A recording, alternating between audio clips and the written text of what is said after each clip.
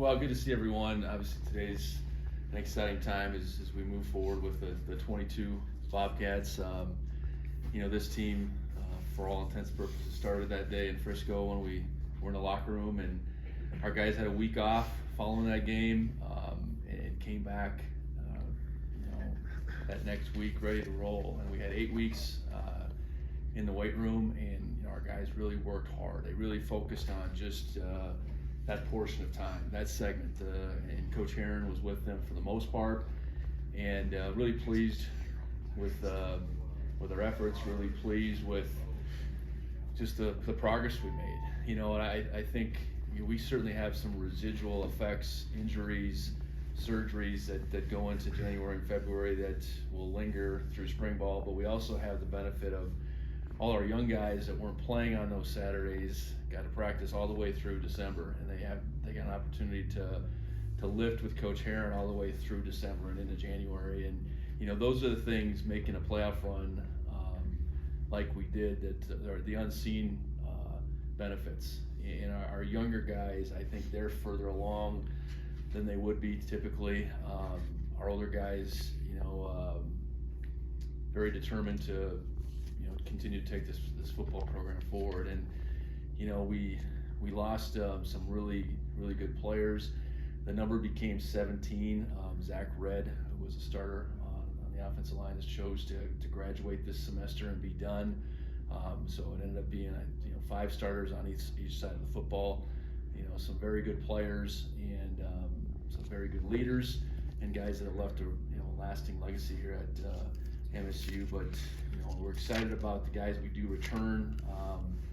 Offensively, I think it's 8 guys that started more than just a game, and then you add, I think R.J. Fitzgerald to me is essentially a starter and has been, so that's 9. And on defense, 8 guys that started a significant amount of time last year. Then you throw Kyle Reagan, who was a starter just for 1 game, who would have been our starter most likely throughout, and then Tyrell Thomas, who'd been a starter a significant portion of 18 and 19. So you talk about returning 19 guys there, and then all 3 of our specialists. It's a good place to start. And I know what's different for this spring from last year this time, we were just really in figuring out mode. New schemes, new coaches, new way of doing things. And while we do have some new coaches, some new players that we've added to the mix, there's a much greater comfort level in just how we do things, both within our schemes, how we practice, how we expect to practice, how we want the whole thing to look. And obviously last year, we were, in addition to that, coming off of a year where guys hadn't played any games and COVID and everything. So yeah, it's a much more comfortable place to be. Now, however, comfortable is not a word that we want to associate ourselves with a whole lot. I think there's just an understanding of what we're trying to do, and I think our guys last year, a lot of our success was because there was underlying hunger, desire to take Bobcat football to another level. And I think that thought continues to exist in our guys. We have new leaders. We'll have new guys emerge that played more secondary roles last year, and that's what spring is all about, seeing guys on the field take that next step. You've been able to witness it a little bit in the weight room, but now it's doing it on the field over the course of the next 5 weeks, and excited to see how that all plays out. With the coaching staff, we've talked about those changes before. You get a chance to visit with Willie Mack in particular this afternoon, but really excited about how the staff, Willie Mack and Nick John Baptiste on defense, and then adding Tyler Walker as a position coach, how that's worked over the last several weeks. And excited to see a different coaching staff out there, even though there's a lot of continuity, to see how the new group comes together over the next 15 practice days. The next 5 weeks will be exciting. So with that, I'll open it up to questions. I guess the one other thing I did want to note, we will have our pro day coming up on April 4th. That's a couple Mondays from now, and we'll have 9 guys, get an opportunity to work out for many NFL teams. I think that number is continuing to climb.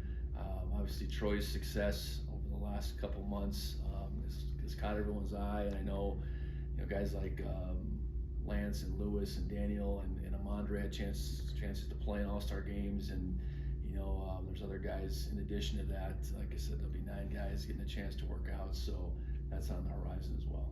So with that, I'll open up for questions. Coach, you talked about the young guys, the old guys. What's Tommy? He's an experienced younger guy, I guess. And his experience is the fact that he played, three games and change at quarterback, several reps at quarterback through the course of the regular season.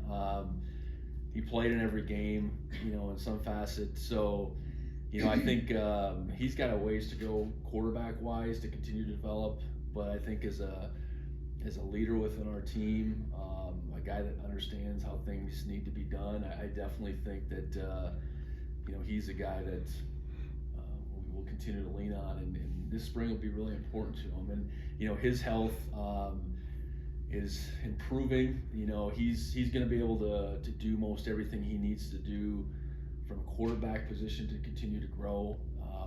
We're going to shy him away from contact, I'm guessing, all spring, but he worked really hard to get back in position to be able to do everything he can do this spring, and that coming off the injury that he suffered, that's pretty positive.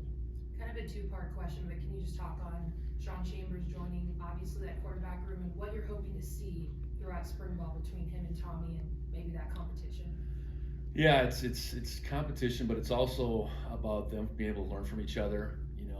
Sean brings a lot of experience into that room, and while different offense terminology, very similar in a lot of ways, he's faced a lot of different defenses. I know they've been able to interact really from the day Sean got here, and it's a really positive relationship. I think they both welcome competition because I think they understand that that makes everyone better. It makes our team better, but it makes them better as individuals. So, they're more similar than they are different as far as their styles. I think that does help when reps are being had out in the field, the reps are being viewed in the meeting room. You can probably learn from one another a little bit differently than styles that are different.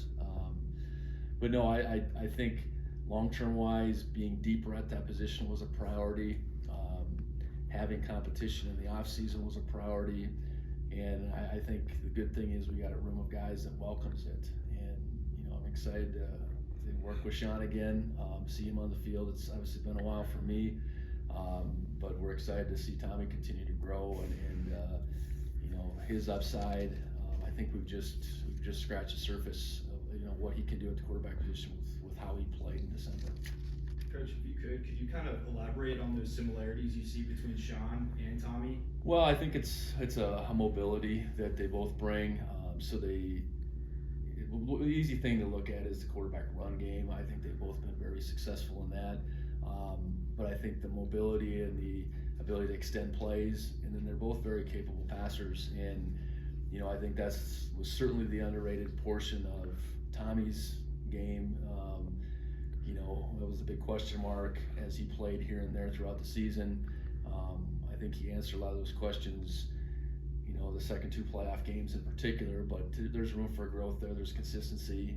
And I think with Sean, he's had an up and down career based on injuries and whatnot, but I think he has continued to develop as a passer. And I think, the unseen thing that I would say they're very similar is just their leadership qualities. They're both guys that can relate with others well, and both bring a real positive energy to our offense in their own manner, but it's similar. So I think it's the mobility piece that would be the overriding similarity in styles, but I do think they bring a lot of things that are comparable to the plate. And besides Sean's experience, like he's played more, what are some differences between the 2 quarterbacks? Boy, that's a good question. I think running style wise, they're a little bit different. I think where Tommy's strength is maybe more in the wide open, out in space. I think Sean's has been more maybe more between the tackles. Passing wise, it's probably too early to tell. I think Tommy threw the deep ball very well in the spring. started spring in December, right when he played. So we look for continued growth this spring in all facets. You know, I think Sean, you know, I didn't watch certainly every rep of his film last year. I know where he did struggle a little bit was the deep ball. So we need to keep coming there. I think intermediate wise, short game wise, he made huge strides from where he was back as a freshman at Wyoming. So no, it'll be, you know, it's what these 15 days are all about, is letting that kind of play out, getting a better sense for, you know, Tommy's progress. You know, certainly, you know, a beat on where Sean is at, especially within the confines of what we're doing relative to what they were doing at Wyoming this past year. Coach Housewright just talked about, you know, how beneficial the weight room is in the portion of the off season, and how big an accomplishment it is for some of the players prior to spring ball, just to get in the weight room and improve. What do you think the biggest accomplishment has been in the off season so far? Well, I think it's adding strength. It's probably as simple as that. I mean, that's the time where it can be mostly about adding strength, adding mass. You tend to shift gears a little bit in the summer. It becomes a little bit more, I would say, entirely functional to set guys up for fall camp. We have done conditioning and change of direction, but we're also, you know, based on facilities and weather, we're confined more to the weight room right now. We got in the field house some, we were able to get out in the field some, but you know, you're smart about where we're at in the facility world right now to say, okay, we got a wonderful weight room, let's focus our time there and let's really get after it, and you know, really turn the guys over to Sean Aaron and his staff, and you know, whether it's percentage of power guys are gaining, if it's pure strength, if it is some change of direction, that's all occurring as much as anything in the winter. And then I think there's a sense of accountability that is continues to be gained through that time. There's opportunities for our guys to answer the bell in the weight room, answer the bell when they're out there. You know, he's working them through change of direction drills, conditioning drills. So, you know, I think younger guys have a chance to kind of prove themselves, even though it's not on the football field, just with their work ethic and their attention to detail.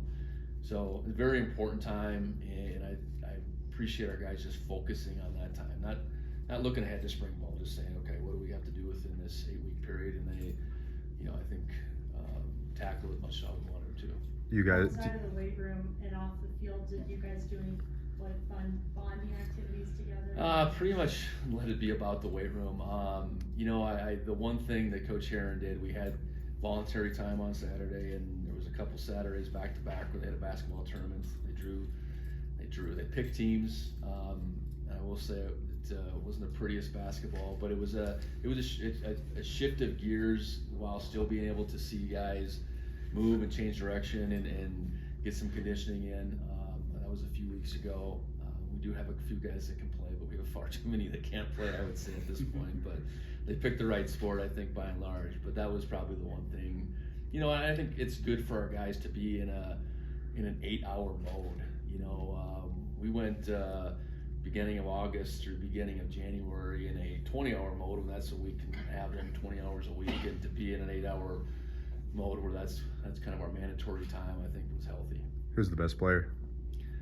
Well, Brody Greavy's team won, and you know, I think we had more players than just Brody, but I'm sure Brody would probably take that claim. Yeah, I guess he went to boarding school to play both, so yeah, it would make sense. A few points in high school from all. Yeah. I'm told too, so.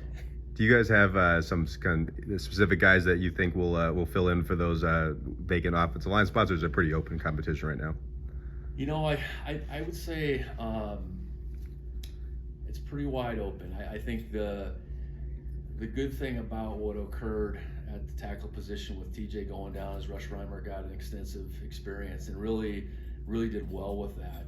You know, so I think we feel good about both of them. I know in Justice Perkins, he was a rock, but I think there's another, you know, he was a freshman too. So all three of those guys were freshman eligibility wise and did really well. I know Cole Sane was a guy that we had planned on, I think, playing much more than he did, and he had a few setbacks throughout the course of the year. So he's in that competition. You know, we got guys like Jacob Kettles and Titan Fleischman, who are coming back from injuries. Jacob got hurt last summer. Titan got hurt over the course of the fall, so they'll be able to do some things this this spring, but won't be entirely in there. But otherwise, I think we got some emerging guys. We're certainly younger than we were last year, but I think our depth and our talent has the ability to really continue to get to where we need it to be, where we can look and say, there's real competition between 8, 9, 10 guys, and to get to where we want to up front, it's about competition. It's about next guy up.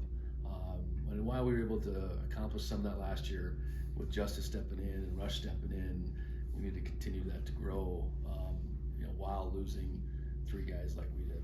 Is TJ going to stay at right, or is there a chance he might move over? I think, as we sit here right now,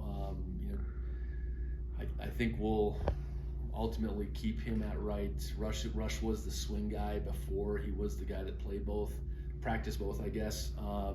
So it makes more sense for him to go over there right now. Jacob was playing both sides. I think Titan's got the ability to play both sides.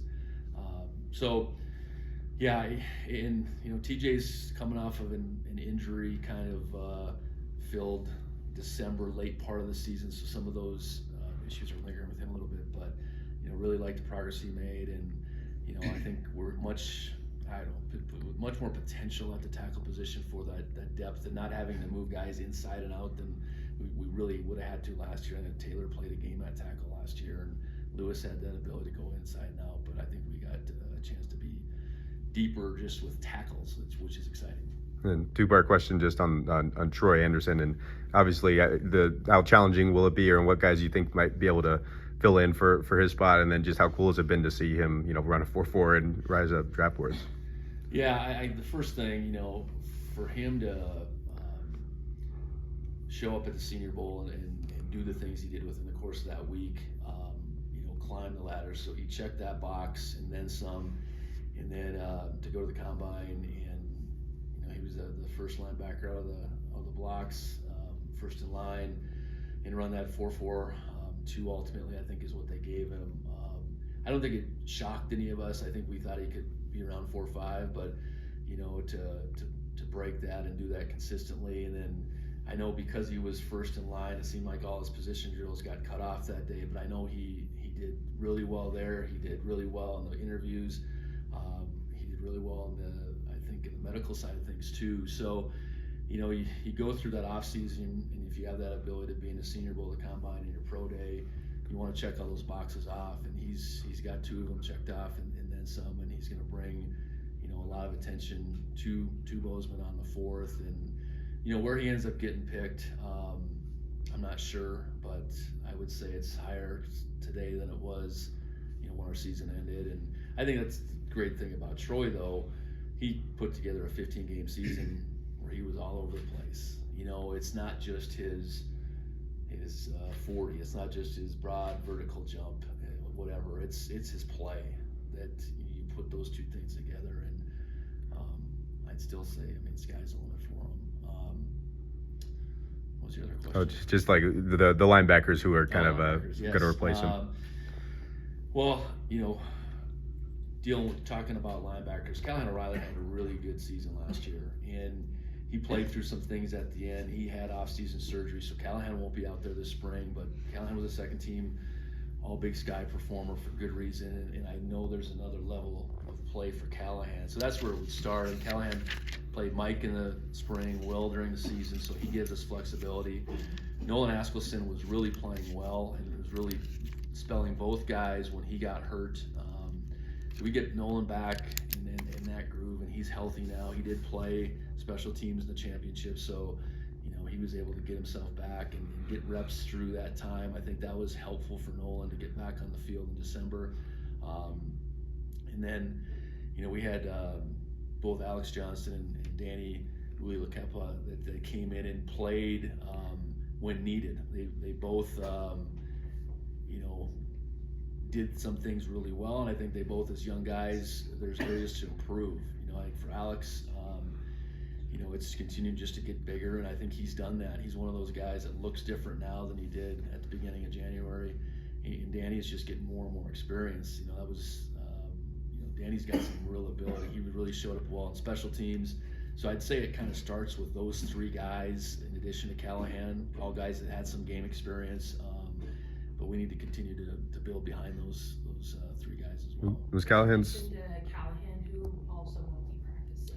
Yeah, and I meant to address that, sorry. So it's Ty Okada. Again, you would have seen Ty really struggling through the last stretch of the season, but got himself back in the championship. Kyle Rigg, who's still recovering from his surgery that occurred at the beginning of the season. I mentioned Callahan, Isaiah, and then Coy Steele. So Isaiah, again, no surprise with the way Ty and Isaiah finished up the season. They both played in that championship, but they both needed procedures. And then with Coy and Coy Steele and Kyle Rigg, both of them had the early season knee injuries that they're coming back from, and then Callahan was something that he fought through. So those five guys will not be with it. Some limitations. I mentioned TJ Session, but he'll be out there. Jacob Kettles, Titan Fleischman, and then Derek Snell will be a little bit. He has some lingering lower body issues, but he'll be out there practicing as we go through. And Callahan, that he missed. I know he missed a game. Or was that from that, or was it happen later in the season? He had a couple sequences with shoulder instability, and it was one of those things, in a non-playoff run year like we don't want to have when that surgery. Something can be had maybe in early December. It looks differently for spring ball, but with our play in the January, it just is something that got done much later. And his recovery, I think for all these guys, they're on the right track. Some will be able to do more things than others during the spring, but it's a product of how late we played and how physical a game football is, and I think we're excited about them all continuing to make the strides they need to make. And sorry if you mentioned it, but Isaiah, was that just recovering from the injuries, or did he have surgery as well? He did. He had surgery. And if you remember, he missed the South Dakota State game. That was an additional injury for him that had nothing to do with his previous injury. So that complicated matters timing-wise. With just his recovery in general, and that's you take the good with the bad as far as the physical nature, the run we had, and for Ty to get back and play, for Isaiah to get back and play in that game. Was that best for their ability to play in the spring? Probably not, but it was best for them in the here and now, and they really both contributed heavily that day in Frisco. So it's part of the deal, and while some of your more experienced guys have those lingering effects, like I said before, what it does for your younger guys and the advancement they can make in December, it's they're all good trade-offs, I guess. Do those injuries change at all about how you would think about limiting reps or I guess fewer carries or things for the offensive guys going into next season, or kind of operate the same way you did going into last season? Well, I think second time around with the same group of guys, I think you have a better foundation of knowledge for what we as a staff, how we view them. So if you're alluding more to fall camp, I'd say a guy like Isaiah, you don't need to see as much. I do know the rest of that crew, we need to see a lot of them. We need to see who emerges out of that running back crew, and that starts this spring. And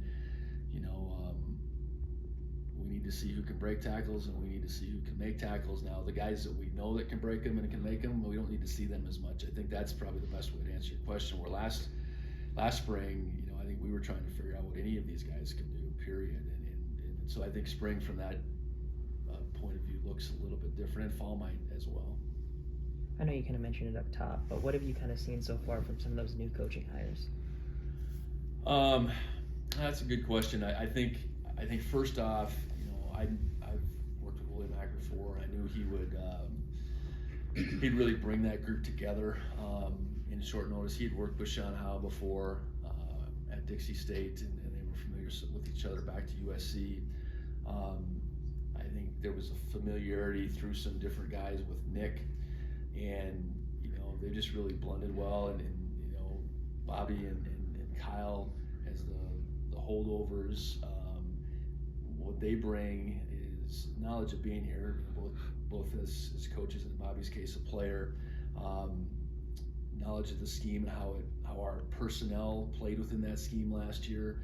So I've just really appreciated how they've worked together through the last month plus.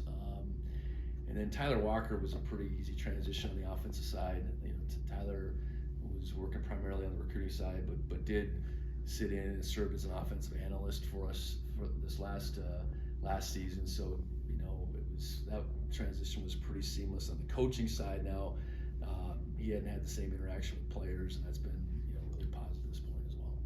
Coach, what's the biggest goal that you want to see accomplished by the end of spring ball? Well, I think the three things that we look at, we want our guys to continue to learn our schemes. We want to be able to experiment. We want to be able to expand what we do. Just because all these things worked in some instances last year doesn't mean the personnel changes. So you want to continue to broaden your horizon. But the biggest thing is just developing depth. That is our biggest goal, and each individual has a responsibility towards that. You know, each individual wants to, you know, in 5 weeks, change who they are, and there's learning to that. There's a physical aspect to that, of just being able to play with maybe your newfound strength or quickness or whatever. But we need to come out of spring feeling different about our depth. You know, we lost 10 starters, so not that we're going to come out of spring with this absolutely solidified starting group, but closer to that, obviously. And then you want to look at your two deep, both offense and defense, but then also special teams, and feel much different than we do today. This last spring was a lot different for a lot of other teams than you guys, obviously, but quite a bit of changes compared. I mean, how much different is the spring from last year? How much more comfortable and for you guys is the spring?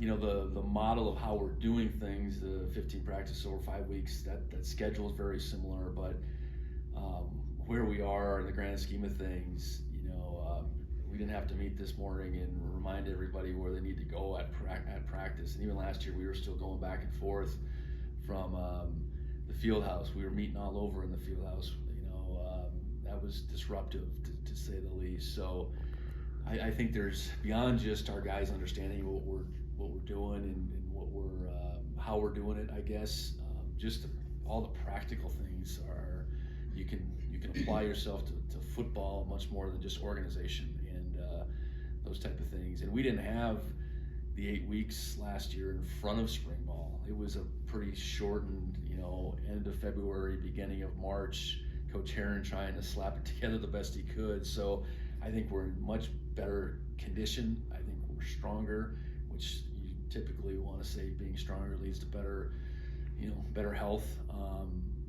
I'm not gonna put on that one, but I think it's just in every facet we're just further along. And all that being said, we can't be comfortable. Comfortable can't be the word that we use. We got to stay hungry, and we got to remind it on a daily basis that hey, what did you do to get better today individually, that then, you know, will collectively lead this whole outfit to be better at the end of April. You've had 2 months now to think about Frisco. What do the Bobcats have to do to get on the same level as North Dakota State?